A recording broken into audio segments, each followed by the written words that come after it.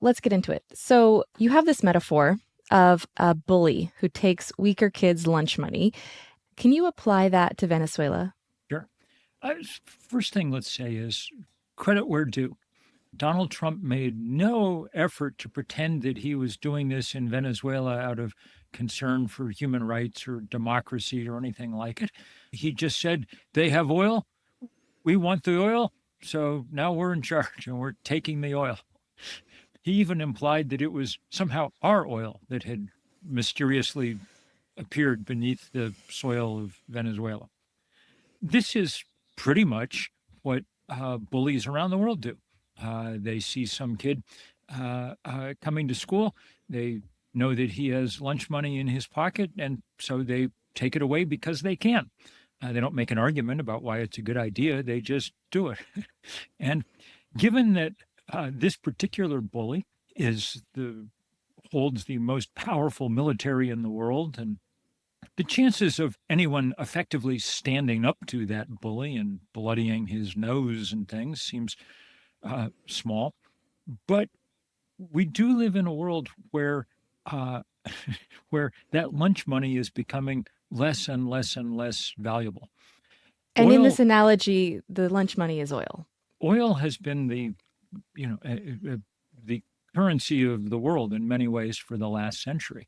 An extraordinary amount of the violence of planet Earth for the last 100 years has been hooked up with one way or another with controlling access to supply of petroleum. But all of a sudden, that is beginning to fade, and it's beginning to fade because we've found something much better than petroleum. Sunlight and wind produce the same product, energy, just cheaper and cleaner. And so around the world over the last 5 years, there's been this extraordinary growth in the amount of wind and sun that are being brought to bear. And one result is that oil is becoming less valuable. Its price is not spiking any longer. Indeed, its short and medium term outlook for oil is almost certainly the price is going to keep falling. And that's because 60% of the cars sold in China in December had plugs. They're never going to need oil. And now the same thing is happening in India. And so, why would anyone decide to invest tens of billions of dollars in rehabilitating Venezuela's oil infrastructure to produce a product for which the demand is now falling? It's a little bit as if, I don't know, Teddy Roosevelt had decided to invade wherever the world's best supply of carriage horses was in 1904, just as the automobile was starting to take off. There's something both savage and stupid, but also quite archaic about what Trump is attempting here. Yeah, and that analogy, I think another guest recently used the analogy that, the Stone Age didn't end because we ran out of stones, right? We're at a point of inflection, of transition, and that is great. But we know we're going to need oil for still a number of years, for still a while. We have entrenched systems that are very, very dependent on this resource. And so help me understand the timeline that you're thinking we have here and the path to the future that you're talking about, where there's really no incentive any longer to go after another country's oil. Well, look, we've got tons of oil around the world. We're not going to run out. So Venezuela's heavy, dirty crude seems to me very unlikely to be an important factor going forward. I mean, you can lift oil out of the oil fields of Saudi Arabia at $5 or $6, $7 a barrel. So it's definitely going to be the last barrels of oil pumped on planet Earth are going to come from those cheap, easy places to get them. The question of how much longer we're going to need oil is the key question, especially if you're concerned about how hot the planet's going to get. The Trump administration is doing its best to prolong the period of time for which we will need oil. They have shut down efforts to move America towards EVs. they're doing their best to make sure that we don't build the solar farms that would produce the electricity that would allow people to install heat pumps instead of furnaces in their basement and hence not need oil anymore for that. They can slow down America for at least a while in this, but the rest of the world seems to be gathering speed and gathering it more quickly than people had anticipated. The news out of India and China over the last 12 months is far better than we would have guessed even a couple of years ago, the speed with which they're deploying clean energy. So truthfully, I think that the outlook for oil and LNG and other forms of hydrocarbons is pretty weak right now. And I think the people who know that best are the oil industry. That's why they worked so hard to get Donald Trump in office. You'll remember him, candidate Trump, explaining that if they gave him $1 billion, he would do anything they wanted.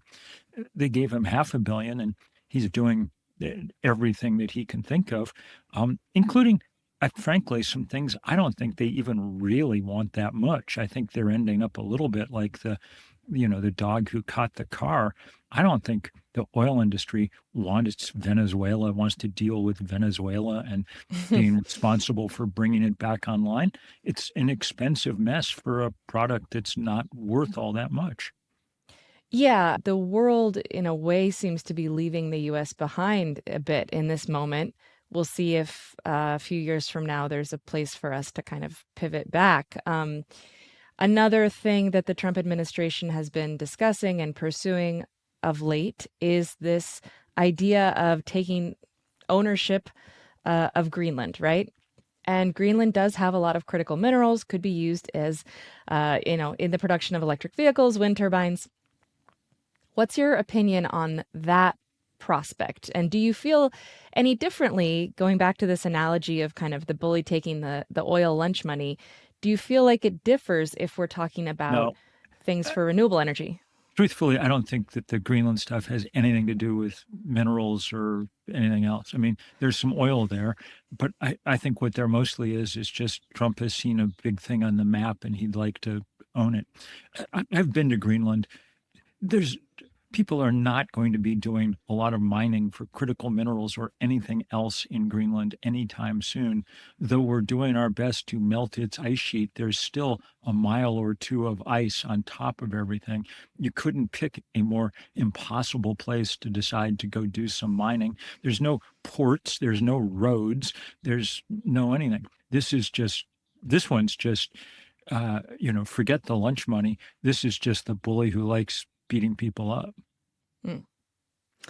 So you've been to Greenland and I think you've even stood and seen the melting firsthand.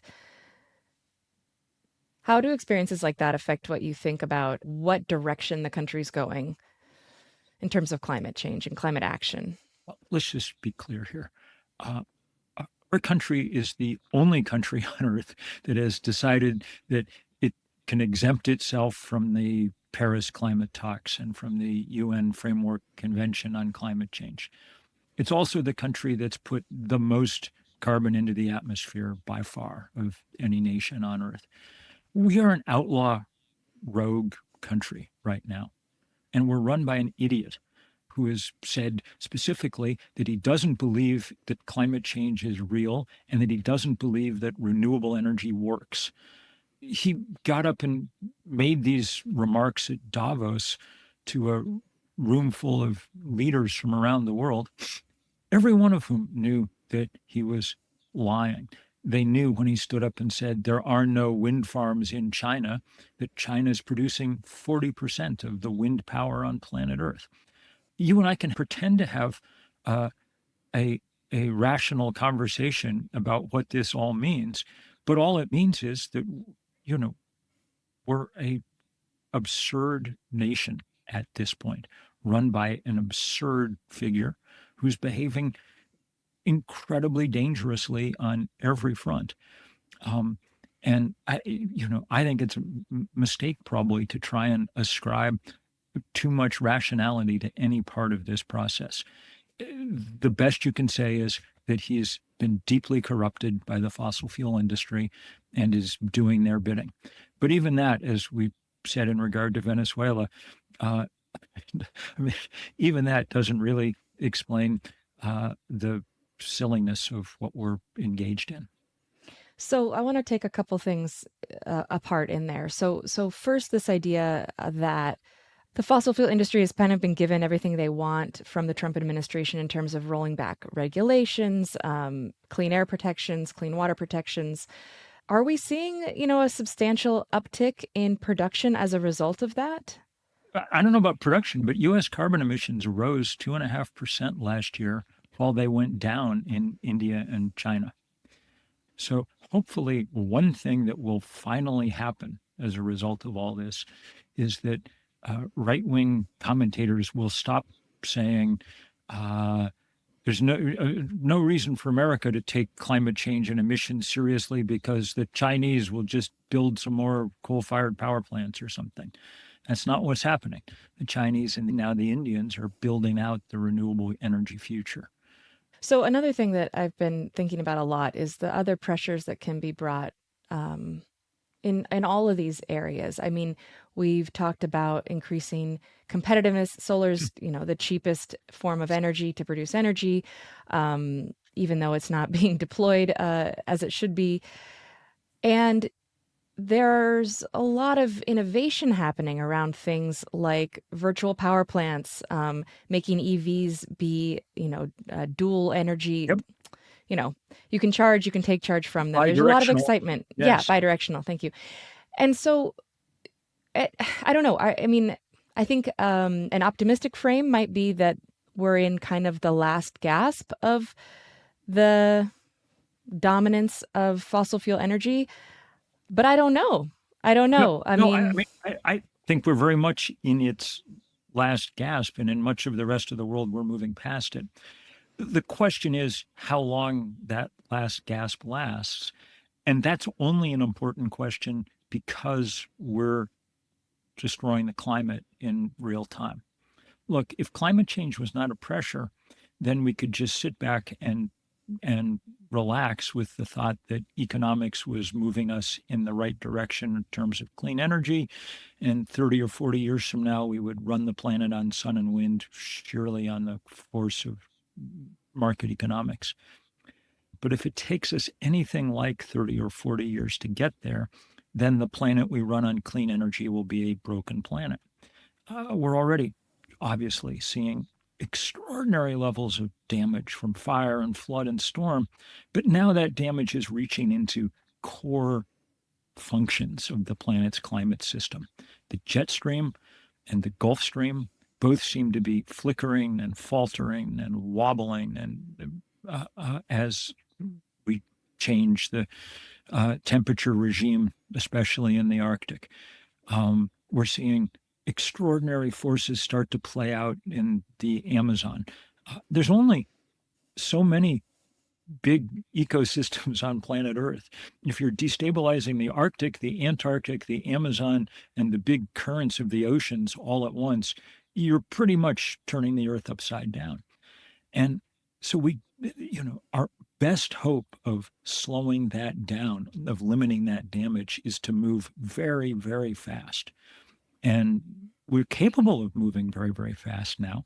We have affordable technology that could wean us off fossil fuel in short order if we were willing to make it a political priority. Sadly, as I said before, we're governed by a corrupt idiot. yeah, so there's a real narrow window here that we have left to make substantial change to sort of halt the worst implications of a warmer world. We know that. Lots of people might know that, though we're not acting as if that's the future we have coming. Um, the US at different times has been more of a leader on climate. Obviously, in this moment, we're kind of the antithesis. Trump has pulled the US out of basically all the climate negotiations, all the climate talks, and their structures. What does that mean for global climate progress? How Well, important is the US? first of all, let's say what it means for the US. This is the greatest act of national self sabotage that I think we've ever seen. We've taken technologies invented in the US. First solar cell, 1954, Bell Labs, Edison, New Jersey. First industrial wind turbine, 1943, in the mountains of Vermont. First lithium ion battery, on down the list, all American. We've now ceded that technological and with it economic and with that probably political leadership to our theoretic main adversary, China, and we've done it in the course of a year. That's really remarkable. Now, what that means for the rest of the world is unclear to me. I mean, on the one hand, we're clearly trying very hard to slow down this shift to renewable energy. On the other hand, I think that some of the ham-handed ways we're doing it may be actually around the rest of the world speeding it up. If you're the rational ruler of a, say, Asian country right now, and the United States is pressuring you hard to buy more LNG in order to avoid tariffs, which is what we've been doing to country after country. You may, in the short run, cave into that pressure and buy some LNG to get the US off your back. But you're definitely thinking at the same time, uh, what I really am going to do is buy a lot of Chinese solar panels and put them up so that I no longer have to depend on anyone except the sun. I sure do not want to depend on a country as erratic and unreliable as the United States in order to supply my energy. Who would? And I don't want to depend on Russia if I'm a European country. They're equally unreliable and erratic. So I'm going to depend on the sun and the wind. Yeah, I was listening to another energy podcast recently, and not a new point, but just a good reminder. The person speaking said, maybe you buy the solar panels from China, but then that's it. The sun's everywhere. Exactly right. They're not in control of the fuel. Exactly right. It's a very different kind of dependency. It's like owning a house instead of renting it. If you get dependent on an endless supply of LNG from America, then you have to come up with the money to pay for it year after year after year after year. And year after year after year, you're vulnerable to, the whims of Donald Trump about whether you're going to get it or not. Whereas once you've bought the Chinese solar panels, or what more and more countries are doing, built their own solar panel factories, then you're free and clear. Mm-hmm. I mean, the obviousness of this future is one of the things that makes the weird, desperate attempts of the U.S. to hold on to the past so so silly, so sad, and so pointlessly expensive. If Trumpism, retains power for a couple more decades, the U.S. is going to be this strange continent-sized museum of internal combustion in a world that's long since turned to electricity. Yeah, let's just put the US government aside, knowing that it is an incredibly powerful player, was during the Biden administration, could be again. But in the moment we're in now, think about what other changes are happening. I mean, there are subnational actors here, states and cities that are taking their own action, industry, market forces, economics. I mean, when you kind of look at the whole So, picture. yep, in the States, it's, the Trump administration has blunted the surge toward renewable energy, but it hasn't stopped it. The economics are too powerful for that. And we can make those economics better all the time. So, for instance, at Third Act, which I founded to help organize old people like me on Action for Climate and Democracy, we've got this big Simplify Solar campaign underway. And it's basically designed to make sure that in state, local governments are making it much, much easier to put up solar power. Americans pay 3 times as much as Australians or Europeans for rooftop solar, and it's almost all because of regulation and kind of paperwork tax that we can get around. We've introduced legislation in 22 states since Sunday in September that would legalize balcony solar or plug-in solar, Mhm. something that's absolutely commonplace in Europe, millions and millions of apartments with small-scale plug-in solar panels, but illegal everywhere in the US except Utah. So, that's a big drive that's underway, and I think will be successful in place after place in the course of this year.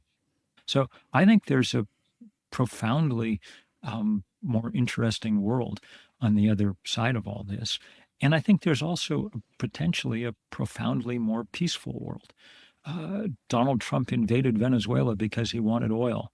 No one is going to be able to figure out how to fight a war over sunshine. Bill McKibben is founder of Third Act and 350.org. Thanks for joining us again. What a pleasure, Ariana. Many thanks.